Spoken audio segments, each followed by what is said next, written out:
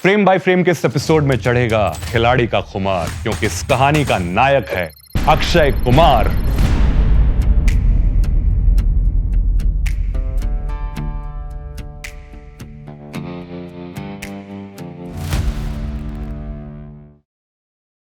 अक्षय कुमार का जन्म तारीख 9 सितंबर सन 1967 को पुरानी दिल्ली के चांदनी चौक इलाके में एक पंजाबी हिंदू परिवार में हुआ था। अक्षय का असली नाम राजीव भाटिया है। अक्षय के पिता का नाम हरिओम भाटिया है, जो कि अमृतसर के रहने वाले थे, और मां का नाम अरुणा भाटिया है, जिनकी जड़ें कश्मीर से जुड़ी हैं। अक्षय के पिता इंडियन आर्मी में एक ऑफिसर थे और उन्हें कुश्ती बहुत पसंद थी। छोटी उम्र से अक्षय को भी स्पोर्ट्स में खासी दिलचस्पी थी। कुछ वक्त के बाद अक्षय के पिता आर्मी से रिटायरमेंट लेकर मुंबई शिफ्ट हो गए। यहाँ वो अपने परिवार के साथ सेंट्रल मुंबई के पंजाबी बहुल क्षेत्र कोलीवाड़ा में रहने लगे। मुंबई में उन्होंने United Nations International Children's Emergency Fund UNICEF में अकाउंटेंट की डेजिग्नेशन पर काम करना शुरू किया। मुंबई पहुंचने के कुछ वक्त बाद अक्षय की छोटी बहन अलका का जन्म हुआ। अक्षय ने अपनी स्कूलिंग मुंबई के Don Bosco High School Matunga से की और यहीं पर उन्होंने कराटे सीखना शुरू किया। हायर स्टडीज के लिए अक्षय ने यूनिवर्सिटी ऑफ मुंबई के Guru Nanak college of arts, science and commerce में दाखिला लिया, लेकिन जल्द ही उन्होंने कॉलेज ड्रॉप कर दिया क्योंकि अक्षय की पढ़ाई में ज्यादा दिलचस्पी नहीं थी। अक्षय ने अपने पिता से कहा कि वो मार्शल आर्ट्स को सीरियसली परस्यू करना चाहते हैं और इसे सीखने के लिए वो थाईलैंड जाना चाहते हैं। अक्षय के पिता ने अपने बेटे को अपनी ख्वाहिश पूरा करने का मौका दिया। अक्षय ने भारत में रहते हुए ताइक्वांडो में ब्लैक बेल्ट हासिल किया और उसके बाद 5 सालों तक वो बैंकॉक में रहे।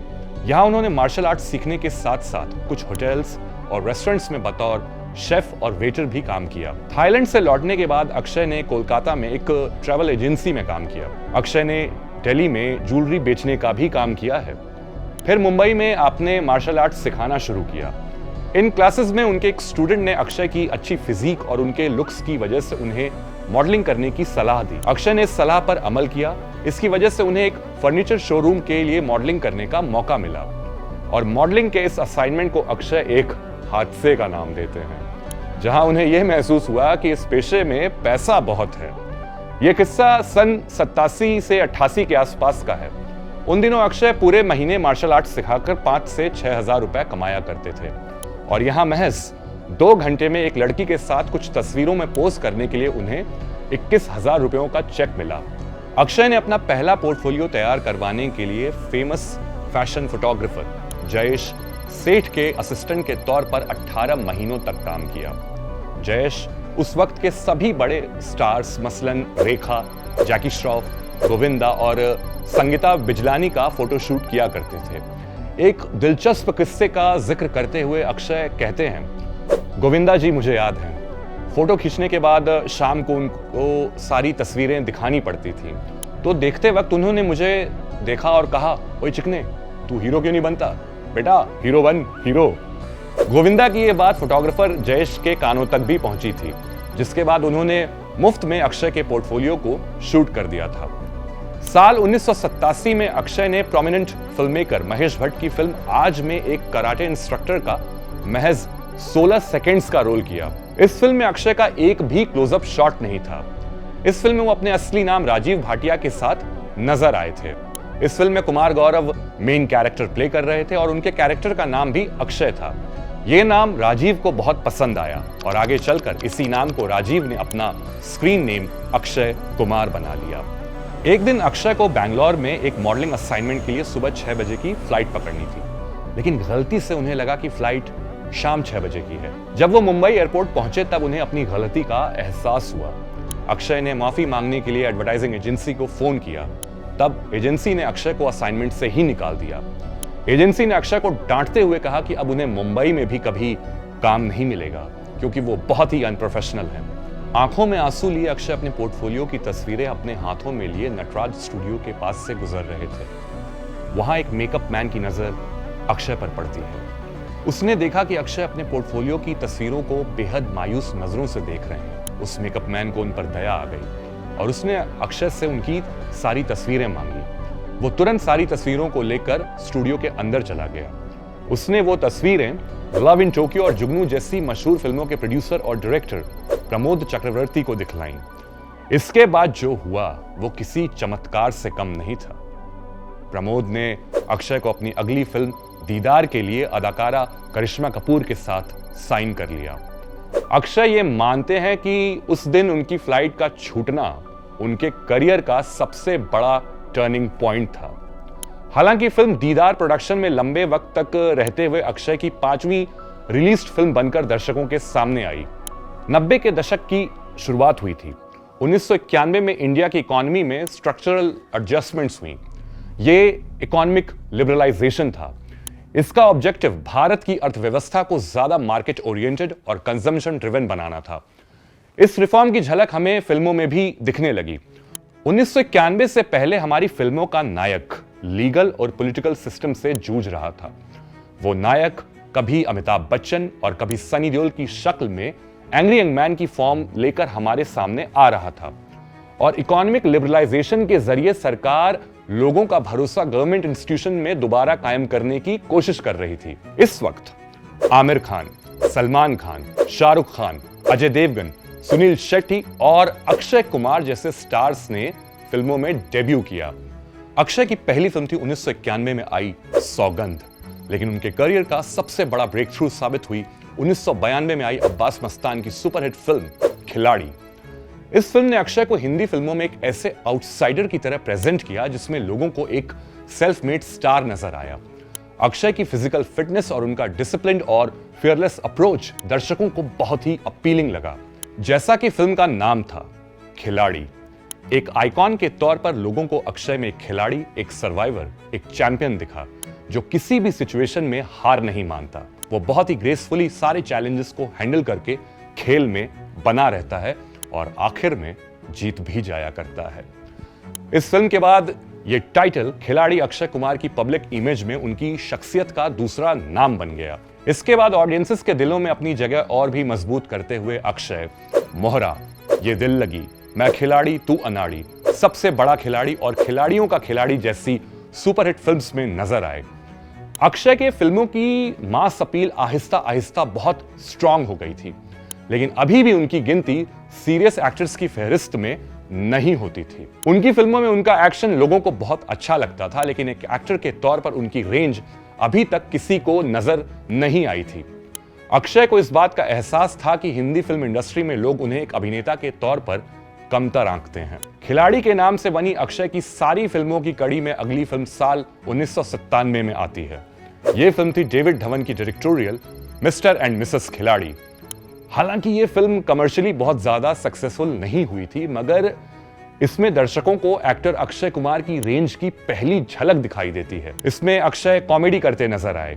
उनकी कॉमिक टाइमिंग में एक नेचुरल ईज थी। इसमें अक्षय के साथ जूही चावला, कादर खान, परेश रावल, सतीश कौशिक, जॉनी लिवर और गुलशन ग्रोवर जैसे कलाकार काम कर रहे थे। ये एक बहुत अच्छी कॉमेडी फिल्म थी और इन सभी कलाकारों की एक दूसरे के साथ ऑन स्क्रीन केमिस्ट्री ने आज भी इस फिल्म को उतनी ही एंटरटेनिंग बना रखा है जितनी ये 30 साल पहले थी। आज इसकी गिनती कल्ट फिल्मों की फहरिस्त में होती है। 1997 में अक्षय की आखिरी रिलीज फिल्म थी अफलातून। ये फिल्म भी बॉक्स ऑफिस पर कुछ खास कमाल नहीं कर पाई, लेकिन इस फिल्म में अक्षय की परफॉर्मेंस को रिव्यू करते हुए फिल्म क्रिटिक और maker Khalid Mohammad Filmfare magazine में लिखते हैं, Akshay Kumar comes to life. Given something even slightly different to do, he does rise to the occasion. And Akshay did rise to the occasion. साल 1999 की दो फिल्में, डायरेक्टर तनुजा चंद्रा की फिल्म संघर्ष और डायरेक्टर सुनील दर्शन की फिल्म जानवर ने लोगों के सामने अक्षय को एक मल्टी डायमेंशनल एक्टर के तौर पर पेश किया। इन फिल्मों से अक्षय की गिनती सीरियस एक्टर्स में होना शुरू होती है। नई सदी की शुरुआत होने का वक्त आ गया था और पूरी दुनिया की तरह फिल्में भी अब पुराने ढर्रों पर नहीं चलने वाली थी। अक्षय को 9 साल लगे थे यह साबित करने में कि वो एक अच्छे एक्टर हैं। 1997 में मिस्टर एंड मिसेस खिलाड़ी से उन्होंने पहली बार खुद को री इन्वेंट किया था और सन 2000 के बाद दुनिया उस रफ्तार से भागने वाली थी जहां हर शख्स को दिन दोगुनी और रात चौगुनी की तेजी से खुद को री इन्वेंट करना था और फिर परफॉर्म करना था। और खिलाड़ी कुमार, अक्षय कुमार में डिसिप्लिन, फिटनेस, वर्क एथिक्स से जुड़ी सारी खूबियां मौजूद थीं। दर्शकों को यह समझ में आ गया था कि लगातार फ्लॉप्स देने के बाद भी एक स्ट्रॉन्ग कमबैक करना अक्षय की आदतों में शुमार है। तारीख 14 जनवरी साल 2000। इस सदी की सबसे पहली सुपरहिट फिल्म कहो ना प्यार है रिलीज होती है और हिंदी फिल्मों को ऋतिक रोशन की शक्ल में एक नया सुपरस्टार मिल जाता है। ऋतिक जिस नई फ्रेशनेस, जिस नई एनर्जी और इसके साथ साथ जिस फिटनेस, लुक्स और डांसिंग स्किल्स के साथ लोगों को नजर आए थे, वो बदली हुई सदी की सबसे सटीक तस्वीर थी। उस वक्त अक्षय और उनके सारे कंटेम्परेरीज के सामने रेलेवेंट बने रहने की रेस में ऋतिक ने बहुत बड़ा चैलेंज पेश किया था। तारीख 3 जुलाई साल 2000। इंडियन टेलीविजन पर टीवी शो कौन बनेगा करोड़पति से हमने हिंदी फिल्मों के महानायक अमिताभ बच्चन को सबसे बड़ा कमबैक करते देखा। साल 2000 से पहले अमिताभ बच्चन अपने करियर के सबसे डल फेज से गुजर रहे थे। साल 1999 में एक सर्वे के बेसिस पर ब्रिटिश ब्रॉडकास्टिंग कॉर्पोरेशन बीबीसी ने अमिताभ बच्चन को स्टार ऑफ द मिलेनियम घोषित किया था। मगर दर्शक ये मान चुके थे कि अमिताभ बच्चन अपने करियर के सुनहरे दौर को पूरा कर चुके हैं। उस वक्त हिंदी फिल्मों के सबसे बड़े सुपरस्टार का टेलीविजन पर आना बेहद दिलेरी भरा फैसला था। कौन बनेगा करोड़पति के ऑन एयर रहते हुए अमिताभ बच्चन यश चोपड़ा की फिल्म मोहब्बतें में नजर आते हैं और यह फिल्म उनके करियर में एक बिल्कुल नए दौर की शुरुआत कर देती है। अगर आप इस पूरे समीकरण को समझें तो हमारे पास एक नए जमाने का सितारा था जो तेजी से बदलते वक्त की बयार बनकर बह रहा था और उसी वक्त हमारे सामने गुजरे जमाने का सितारा भी था जिसने वक्त के साथ आई सारी तब्दीलियों में खुद को ढालकर एक बिल्कुल नए रूप में दर्शकों के सामने खुद को दोबारा पेश किया था। यही थी वो री इन्वेंशन जिसका सबक अक्षय कुमार और उनके कंटेम्परेरीज ने अमिताभ बच्चन और ऋतिक रोशन के जरिए बखूबी सीखा। इसी साल तारीख 31 मार्च को अक्षय अपने करियर की सबसे डिफाइनिंग डायरेक्टर प्रियदर्शन की सुपरहिट फिल्म हेरा फेरी में नजर आते हैं। अक्षय की पर्सनैलिटी में सर्वाइवर की जिस क्वालिटी का थोड़ी देर पहले मैंने जिक्र किया था वो बहुत ही प्रोफाउंडली इस फिल्म में उनके किरदार राजू में हमें नजर आती है। अक्षय कुमार मर्दानगी की जो डेफिनेशन अब तक हमारे सामने रख रहे थे वो बहुत वाइल्ड थी, लेकिन यहां से उस डेफिनेशन का स्टांस बदल जाता है। उनका किरदार राजू एक स्ट्रीट स्मार्ट लड़का है, वो बहुत फनी है मगर उसके नेचर में बहुत सारे फ्लॉज हैं। उसने अपने संघर्ष में अपने हालातों पर और खुद पर हंसना सीख लिया है और उसकी इसी आदत ने इंसान के तौर पर उसे बेहद संजीदा बना दिया है। यह क्वालिटी हमें फिल्म के दूसरे किरदार बाबूराव और श्याम में भी दिखाई देती है। साल 2000 में अपने किरदारों में एक्सपेरिमेंट करते हुए अक्षय आगे हमें धड़कन और खिलाड़ी 420 जैसी फिल्मों में नजर आते हैं और यहां उनकी वर्सटैलिटी हमें साफ तौर पर दिखाई देती है।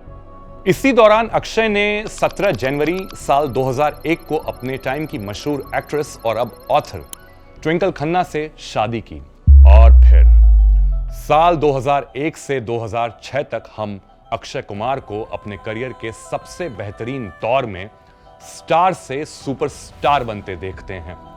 अजनबी, आंखें, आवारा पागल दीवाना, अंदाज, खाकी, मुझसे शादी करोगी, एतराज, वक्त, गरम मसाला, दीवाने हुए पागल, फिर हेरा फेरी और भागम भाग इस दौर में वो फिल्में रहीं जिसने अक्षय के फैन बेस को कंसोलिडेट कर दिया।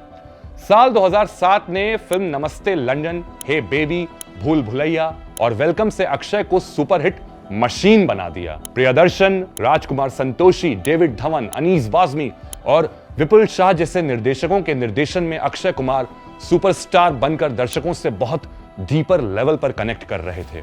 आज मीम्स भेजना हमारी जिंदगी में एक दूसरे से बात करने का तरीका बन चुका है और मीम्स के इस कॉन्वर्सेशन प्रोसेस में सबसे ज्यादा अक्षय कुमार की फिल्मों के इंस्टेंसेस हमें दिखाई देते हैं। यहां पर दो फिल्में नमस्ते लंदन और भूल भुलैया का जिक्र बाकी फिल्मों से ज्यादा जरूरी है। इन फिल्मों में अक्षय सुपरस्टार होते हुए भी लार्जर देन लाइफ किरदारों में नजर नहीं आते। उनके किरदारों की सेंसिटिविटी, उन पर एक कॉमिक टेक्सचर होते हुए भी दर्शकों के बीच एक खास जगह बनाती है। आसान शब्दों में कहें तो एक सुपरस्टार वो होता है जो एक ही फिल्म में दर्शकों के सामने अलग अलग जज्बातों का एक बेहतरीन मुजाहिरा कर सके। यहां पर सारा दारोमदार फिल्म की राइटिंग पर आ जाता है। मैं यहां अक्षय की दूसरी सभी हिट फिल्म्स को कमतर नहीं आंक रहा, मगर इन दो फिल्मों के अलावा कहीं ना कहीं दूसरी फिल्मों में अक्षय के किरदारों का सुर पूरी फिल्म में एक ही रहा है। मगर नमस्ते लंदन और भूल भुलैया अक्षय को एक्सप्लोर करने का मौका दूसरी फिल्मों से ज्यादा देती हैं। अक्षय की ऑडियंस से रिलेटेबिलिटी की वैल्यू इन फिल्मों में हमें सबसे ज्यादा दिखाई देती है। यानी हेरा फेरी में अपने हालातों पर हंसता राजू अब नमस्ते लंदन में अर्जुन और भूल भुलैया में डॉक्टर आदित्य बनकर बहुत मैच्योर हो जाता है। वो अब किसी भी प्रॉब्लम को, चाहे वो पर्सनल हो या साइकोलॉजिकल, बिना किसी प्रीकंसीव्ड नोशन के उसका सॉल्यूशन ढूंढता है। इन फिल्मों के बाद सारे प्रोड्यूसर्स अक्षय पर और भी बड़ी इन्वेस्टमेंट्स करने लगते हैं।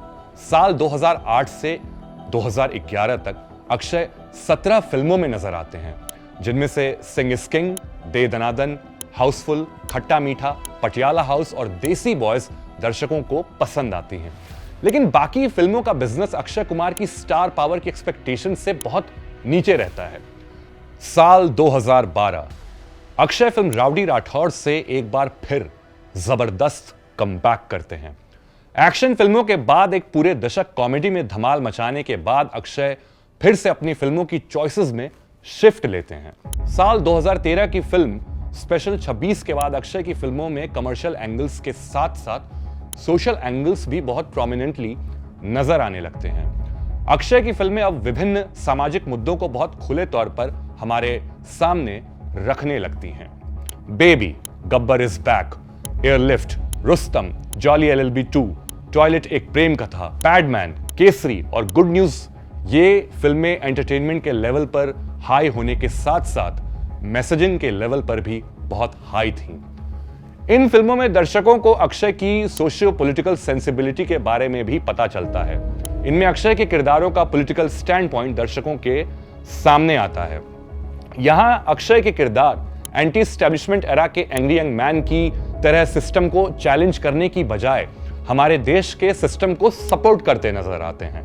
यानी अब वो दौर चल रहा है जो एक सिस्टम अलाइंड कंटेम्पररी एरा बन चुका है और अक्षय इस एरा के सिनेमैटिक सिटीजन मॉडल बनकर उभरे हैं।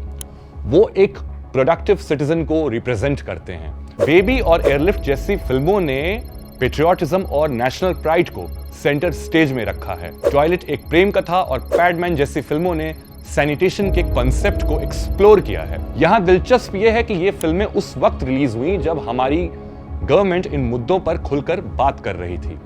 अक्षय कुमार की पब्लिक इमेज बहुत साफ सुथरी और स्ट्रक्चर्ड रही है, मगर यहां कॉन्फ्लिक्ट तब पैदा हो जाता है जब वो पब्लिक इमेज ऑडियंस के परसेप्शन पर खरी नहीं उतरती। अक्षय की इस इमेज में वक्त दर वक्त बहुत कॉन्ट्रडिक्शंस भी देखने को मिले हैं, जिन पर ढेरों कंट्रोवर्सीज भी हुई हैं। अक्षय कुमार की कैनेडियन सिटीजनशिप को लेकर एक बड़ा विवाद साल 2019 के जनरल इलेक्शंस के दौरान लोगों के सामने आया। अक्षय के पास कैनेडियन पासपोर्ट था, जिसकी वजह से उन्होंने चुनाव में मतदान भी नहीं किया। उनके आलोचक कहने लगे कि एयरलिफ्ट, केसरी और मिशन मंगल जैसी फिल्मों में पेट्रियोटिज्म और नेशनलिज्म की वैल्यूज को प्रमोट करने वाला सुपरस्टार खुद भारतीय नागरिक नहीं है। सोशल मीडिया पर यह बहस इमेज वर्सेस रियलिटी के टकराव में बदल गई। अक्षय कुमार ने अभी हाल ही में इस किस्से का जिक्र करते हुए अपनी बात रखी और कहा कि बहुत अरसे पहले जब उनके करियर का एक डल फेस चल रहा था और उनकी फिल्में लगातार फ्लॉप हो रही थी, तब उन्होंने एक वक्त पर अदाकारी के इस पेशे को छोड़ने का फैसला ले लिया था। वो विलायत में कोई और व्यापार करने की सोच रहे थे। इस वजह से उन्होंने कैनेडियन नागरिकता ली थी।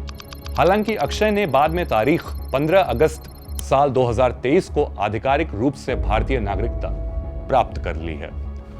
साल 2019 में आम चुनावों से पहले अक्षय कुमार ने भारत के प्रधानमंत्री नरेंद्र मोदी का एक नॉन पॉलिटिकल इंटरव्यू किया। इस बातचीत में राजनीति से जुड़े कठिन सवालों की जगह बहुत आम और हल्के फुल्के प्रश्न पूछे गए, जैसे कि प्रधानमंत्री को कैसे आम खाना पसंद है या निजी दिनचर्या कैसी है। यही बात कई लोगों को खटकी। आलोचकों ने इस इंटरव्यू पर भारतीय जनता पार्टी की एक PR एक्सरसाइज का तमगा लगा दिया, जहां एक बड़े सुपरस्टार ने सत्ता से सवाल करने की बजाय उसकी खुशामद करना ज्यादा जरूरी समझा। यहां असली टकराव किसी एक सवाल का नहीं बल्कि परसेप्शन का था। क्या अक्षय कुमार वाकई में एक न्यूट्रल पब्लिक फिगर हैं? खास तौर पर 2019 के चुनावी माहौल में कुछ क्रिटिक्स और कमेंटेटर्स ने अक्षय के सिनेमा को भी to align with the narrative of the government करार दिया। कुछ रिव्यूज और ऑनलाइन डिस्कशंस में इसे बॉर्डर लाइन प्रोपेगेंडा तक कहा गया। हालांकि दर्शकों का एक बड़ा वर्ग ऐसा भी है जो ये नहीं मानता। अक्षय को फिल्म रुस्तम के लिए 2017 में बेस्ट एक्टर का नेशनल फिल्म अवार्ड मिला, लेकिन ज्यूरी के इस फैसले को लेकर फिर से बहस छिड़ गई। कई लोगों का सवाल यह था कि फिल्म में अक्षय कुमार की अदाकारी क्या वाकई में उस लेवल की थी कि इसके लिए उन्हें राष्ट्रीय पुरस्कार से सम्मानित किया जाए। अक्षय की जगह लोगों को मनोज वाजपेयी फिल्म अलीगढ़ के लिए उचित विकल्प दिखाई दे रहे थे। इस पूरी आर्ग्यूमेंट का पॉइंट यह था कि नेशनल अवार्ड एक एक्टर की मेरिट के बजाय एक सुपरस्टार की पॉपुलैरिटी और उसकी ब्रॉडर मास अपील से इन्फ्लुएंस्ड हो गया है।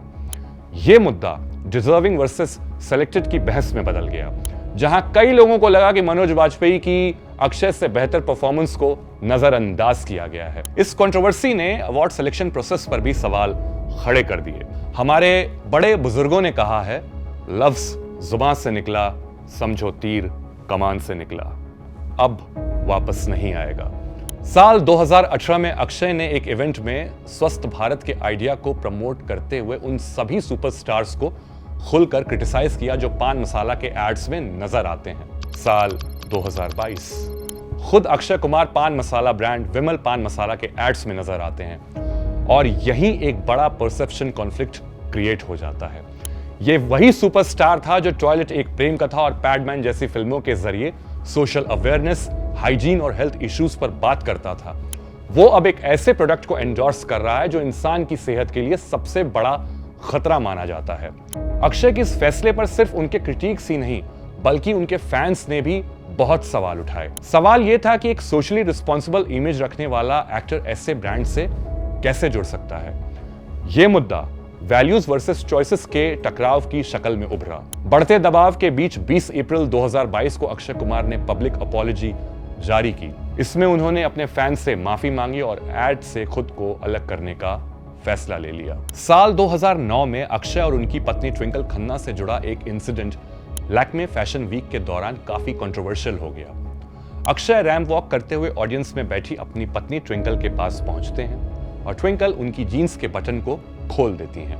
यह इवेंट का शो स्टॉपर एक्ट था। इस एक्ट पर बहुत पब्लिक आउटरेज हुआ। बहुत लोगों को अक्षय और ट्विंकल का यह बिहेवियर इनडिसेंट लगा। 31 मार्च 2009 को मुंबई में उनके खिलाफ शिकायत दर्ज हुई और आईपीसी के सेक्शन 294 के तहत ऑब्ससिनिटी का केस फाइल किया गया। आखिरकार ये मामला आगे नहीं बढ़ पाया और दोनों को इस केस में राहत मिल गई है। इन कंट्रोवर्सीज में अक्षय कुमार की सोशियो पॉलिटिकल लीनिंग से आप असहमत हो सकते हैं। हो सकता है एक सुपरस्टार के तौर पर आप उनकी क्रेडिबिलिटी पर सवाल उठाएं, मगर इन कॉन्ट्रडिक्शंस को एक सुपरस्टार की कमजोरी नहीं बल्कि उसकी पब्लिक आइडेंटिटी की कॉम्प्लेक्सिटी के रूप में देखना चाहिए।